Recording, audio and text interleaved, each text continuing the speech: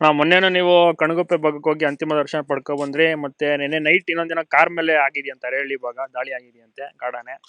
ಕಾರ್ಯಾಚರಣೆ ಆಗ್ಬೋದಾ? ಹೌದು, ನನಗೆ ಸುದ್ದಿ ಬಂತು. ಅವತ್ತು ಆ ಮನುಷ್ಯನ ಮೇಲೆ ಅಟ್ಯಾಕ್ ಮಾಡಿ ಮಾರನೇ ದಿವಸನೇ ಈ ಕಿತ್ತವರ ಆ ಭಾಗದಲ್ಲಿ ಹೋಗಿ ಅಲ್ಲಿ ಒಂದು ಕಾಲೋನಿ ಒಳಗೆ ಹೋಗಿ ನುಗ್ಗಿ ಸ್ವಲ್ಪ ದಾಂಧಲೆ ಮಾಡೈತೆ ಒಂದು ಆನೆ. ಆಮೇಲೆ ಒಂದ್ ದಿವಸ ಇಲ್ಲ 2 ದಿವಸದ ಹಿಂದೆ ಸ್ವಲ್ಪ ETF ಹುಡುಗರ ಮೇಲೂ ಕಿತ್ತವರ ಬಂಡೆ ಹತ್ರ ಅಟ್ಯಾಕ್ ಮಾಡಕ್ ನೋಡಿದೆ ಒಂದು ಆನೆ. ಬಹುಶಃ ನಿನ್ನೆ ರಾತ್ರಿ ಅನಿಸ್ತದೆ ಅಲ್ಲಿ ಒಬ್ಬ ಕಾಫಿ ಪ್ಲಾಂಟ್ ಒಂದು ಒಳ್ಳೆ ಕಾರ್ ಹುಂಡೈ ಕ್ರೇಟಾ ಕಾರ್ ಮೇಲೆ ಹಿಂಭಾಗದಿಂದ ದಾಳಿ ಮಾಡಿದೆ ಒಂದು ಆನೆ. ಈಗ ದಾಳಿ ಮೇಲೆ ದಾಳಿ ನಿರಂತರವಾಗಿ ನಡೀತಿದೆ.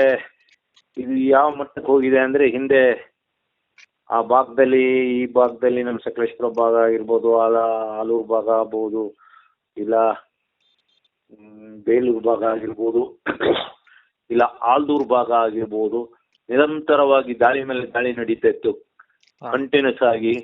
ಅದು ಆ ತರ ದಾಳಿ ಮಾಡ್ತಾ ಇದ್ದಿದ್ದು ಕರಡಿ ಎಲ್ಲ ಹಿಡಿದ ಮೇಲೆ ಎಲ್ಲೋ ಒಂದು ಅಲ್ಲಿ ಇಲ್ಲಿ ಒಂದೊಂದು ದಾಳಿ ಆಕಸ್ಮಿಕ ಆಗಿ ಆನೆಗಳು ಗಾಬರಿಯಾಗಿ ಮುಖಾಮುಖಿ ಆದಾಗ ಒಂದೊಂದ್ಸತಿ ಏನೋ ಮಾಡ್ತಿದ್ದು. ಆದ್ರೆ ಈಗ ಒಂದು ಪರ್ಪಸ್ ಆಗಿ ಮನುಷ್ಯರು ಮಾತಾಡಲ್ಲಿ, ಮನುಷ್ಯರು ಸ್ಮೆಲ್ ಬಂದಲ್ಲಿ ಯಾವುದೋ ಒಂದು ಆನೆ ಹುಚ್ಚುನಾಯಿ ತರ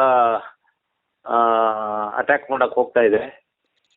ಅದು ಯಾವ ಆನೆ ಅಂತ ನಮ್ಗೆ ಗೊತ್ತಿಲ್ಲ, ಅದು ನಮ್ಮ ETF ಹುಡುಗರಿಗೆ ಬೇರೆಯವ್ರಿಗೆ ಗೊತ್ತಿರ್ಬೋದು.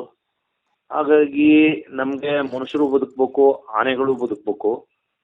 ಈ ಹಿಂದೆ ಒಬ್ರು ಚಂದ್ರಶೆಟ್ಟಿ ಅಂತೆಲ್ಲ ಏನೋ ಒಬ್ರು ಒಂದ್ 3 ತಿಂಗಳ ಹಿಂದೆ ಅವ್ರು ಸತ್ತೋದಾಗ ಅವ್ರ ಎದೆ ಮೇಲೆ 2 ಕೋರೆಗಳು ಗುರ್ತಿತ್ತು. ಅವತ್ತೇ ಈ ಆನೆ ಹಿಡಿದಿದ್ರೆ ಈಗ ಮೊನ್ನೆ ನಡೆದಿದ್ದು ಒಂದು ಅಟ್ಯಾಕ್ ಆಗಲಿ, ಇಲ್ಲ ಒಂದು ಒಬ್ಬ ಮನುಷ್ಯನ ಮೇಲೆ ಅಟ್ಯಾಕ್ ಅಂದ್ರೆ ಸಾವು, ಅದನ್ನ ತಪ್ಪಿಸ್ಬೋದಿತ್ತು.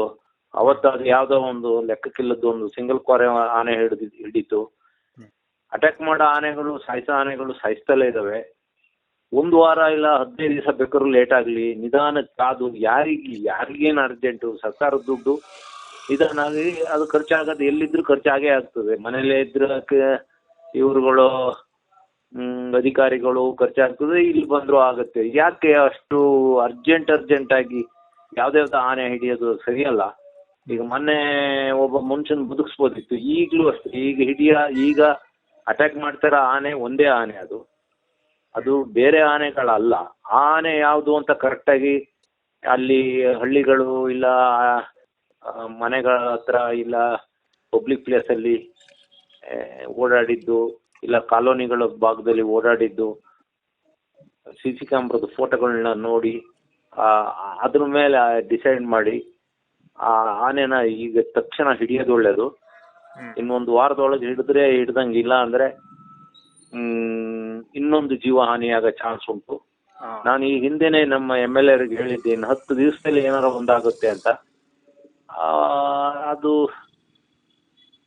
ಯಾರೂ ಪ್ರತಿಯೊಬ್ಬ ಮನುಷ್ಯನ್ನು ಕಾಪಾಡಕ್ಕಾಗಲ್ಲ, ಯಾರಿಗೂ ಕಾಪಾಡಕ್ಕಾಗಲ್ಲ. ಇಂಡಿಯನ್ ಮಿಲಿಟರಿ ಬಂದ್ರು ಕಾಪಾಡಕ್ ಸಾಧ್ಯ ಇಲ್ಲ.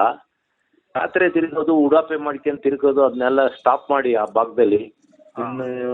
ಇನ್ನೊಂದು ವಾರದಲ್ಲಿ ಬಹುಶಃ ಆನೆ ಹಿಡಿಬಹುದು. ಅಷ್ಟವರೆಗಾದ್ರೂ ಸ್ವಲ್ಪ ಕೇರ್ಫುಲ್ ಆಗಿರಿ ಅಂತ ಹೇಳ್ತಾ ಇದ್ದೀನಿ. ನೆನ್ನೆ ಅದು ಜಸ್ಟ್ ಮಿಸ್ ಅಂತೀರಾ? ಕಾಫಿ ತೋಟದ ಹತ್ರ ನಿನ್ನೆ ಕಾರ್ ಮೇಲೆ ಅಟ್ಯಾಕ್ ಮಾಡಿದೆ. ಕಾರು ಒಂದಾಗ್ತದೆ. ಆನೆಗಳಿಗೆ, ಯಾವುದೇ ಪ್ರಾಣಿಗಳಿಗೆ, ಅದರಲ್ಲೂ ಆನೆಗಳಿಗೆ ಬ್ರೈಟ್ ಲೈಟ್ಗಳು ಕಣ್ಣಿಗೆ ಹೊಡೆದಾಗ ಅವಕ್ಕೆ ಸಬ್ಬಿಬ್ಬಾಗ್ತವೆ. ಆಮೇಲೆ ಬೇಗ ಕೋಪ ಬರ್ತದೆ.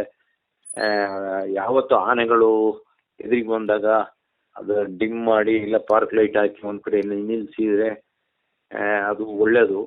ಆನೆಗಳಿಗೆ ಆಗಲಿ, ಕಾಡಂದಿ ಆಗಲಿ, ಯಾವುದೇ ಆಗಲಿ ತುಂಬಾ ಬ್ರೈಟ್ ಲೈಟ್ ಬಿಟ್ಟಾಗ ಅವಕ್ಕೆ ಸಮಸ್ಯೆ ಆಗ್ತದೆ.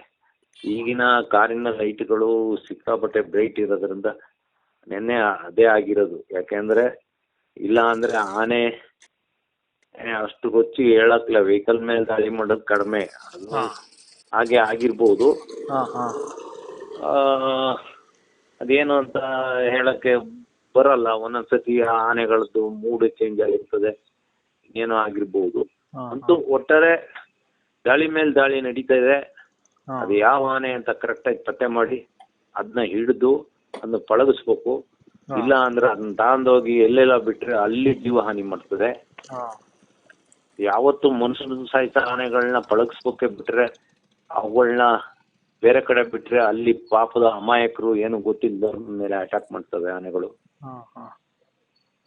ನೋಡೋಣ ಹಂಗಾರೆ.